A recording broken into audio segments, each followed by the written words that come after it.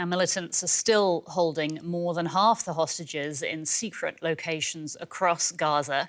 The uncertainty of getting more family members out alive is nerve-wracking for relatives in Israel. Talks for another ceasefire are ongoing, giving a glimmer of hope, but the ordeal is far from over. DW's Ben Fajzullin met a 27-year-old film student in Tel Aviv, Shira Havron, for whom so much is at stake. It's really hard. Killed or kidnapped, the unimaginable fate that befell 12 of Shira Havron's relatives. It's been hell on earth for our family. Since October 7th, obviously, we lived that day every day. When Hamas, classified a terror organization by multiple countries, attacked Israel, including the kibbutz at Be'eri, they killed her aunt, 2 uncles, and one of their caregivers. They then took 9 of her family members hostage. Feeling abandoned by the Israeli government, Shira Havron turned to Germany, where she also holds citizenship, to raise awareness of her family's ordeal. And we expect Germany to do whatever it can in every channel of it. She also traveled to Brussels to ask the European Parliament to help put pressure on Israel to reach a hostage deal. The fact that we are here is a desperate act to ask for more help.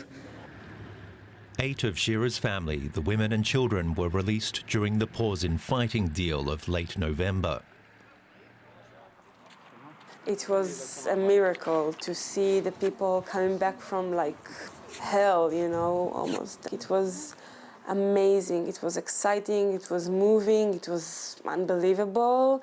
It was surreal because it was seeing them on screen, on television, with the rest of, you know, the people of Israel and maybe the world, you know. So it was a moment, a very private moment that became very public. But Tal Shoham, father of 2 of the released children, is still in Gaza. I think the message now, or our goal now, is to keep going. And even though a lot of people are back, there are still a lot of people that haven't got back. And my family got a gift, seeing some of my family back, but a lot of families didn't. They're still sitting and waiting and crying and shouting and fighting for their loved ones. What's it like being at the mercy of the world? You mentioned public opinion, having that pressure on you, basically. I come from a very complicated, politically, I mean, a region. And we as a family, we are, and this is the hard part, we are people of peace. Obviously, there's an occupation in this country and it needs to end, but, you know, war is not an answer. People are surprised when I'm saying that I still believe in peace and I want it because of what happened to my family, but I think it's the only solution, and that my family should be the last people that are dying and murdered over this, you know, crazy political situation, and so are the people in Gaza.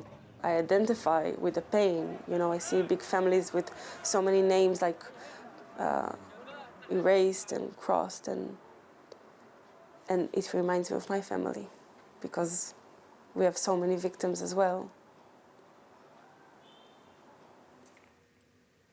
DW Middle East analyst Shani Razanis joins me here in the studio. Good to see you, Shani. We know that 138 hostages are still being held by Hamas.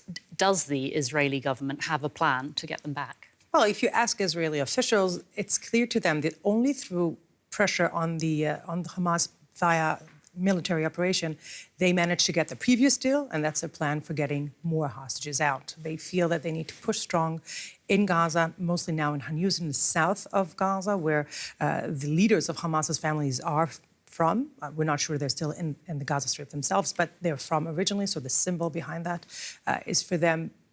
That's what they assume will be the only way to get, you know, a better deal or a new deal to get the hostages out. If at all, you know, we will see serious talks resume. But Israel feels that military operation is the only way forward.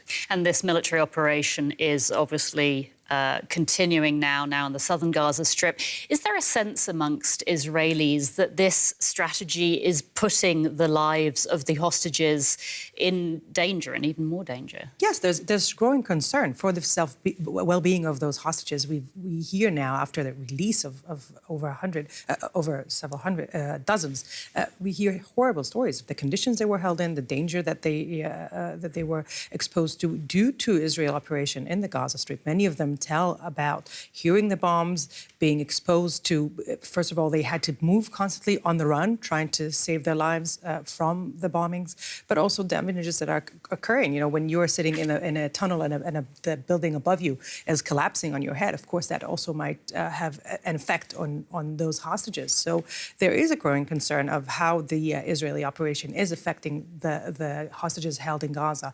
Very much, yes. And the family members of the hostages are saying that the military is absolutely prioritising fighting over bringing the hostages home. So what does the government say is the priority? Israel is trying to if you hear officials, Israeli politicians, they say constantly they have two goals. They want to eradicate Hamas in Gaza, and they want also to bring back all the hostages.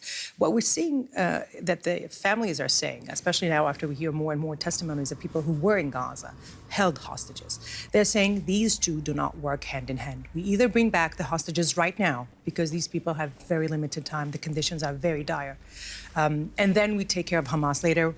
There's a lot of anger. We've seen the meeting yesterday of Netanyahu with the families over 2 hours. They sat together. We've heard them lash at the politicians with a lot of frustration and madness, basically saying, you've had years and years to take care of Hamas. Now you need to take care of our loved ones and bring them home. If you hear Netanyahu speak and other ministers in the war cabinet, they keep trying to convince the families these two things do go hand in hand. Fighting Hamas and bringing the hostages goes hand in hand. But we slowly see a rift growing among Israeli population between those who feel like we need to fight Hamas no matter what, and those say we need to bring back the hostages and then, stall a bit with the fighting because that's the top priority. Mm-hmm. You mentioned the intense anger that is being directed towards the Israeli Prime Minister from the families of the hostages, mounting political pressure as well. How tenuous is his position right now? Well, weirdly enough, he is a very, Israel was on a brink of internal civil war as this happened, and Netanyahu himself is still dealing with, his trial is going to be resumed because he's on trial for, bravery and so on. And so he is still in a very precarious political position, and he is hoping to galvanize the success in war, to get stronger support. But then at the same time, as we're talking about this rift, we are also seeing a very clear division between those who support Netanyahu and the cause of fighting Hamas above all, and the more lefty camp, also now connected to the hostages, saying, let's wait with that, let's bring hostages first. Netanyahu is going to have to pay a political price no matter what he decides here. Shani Rosanes, our Middle East analyst, thanks so much for that. You're welcome. Shani.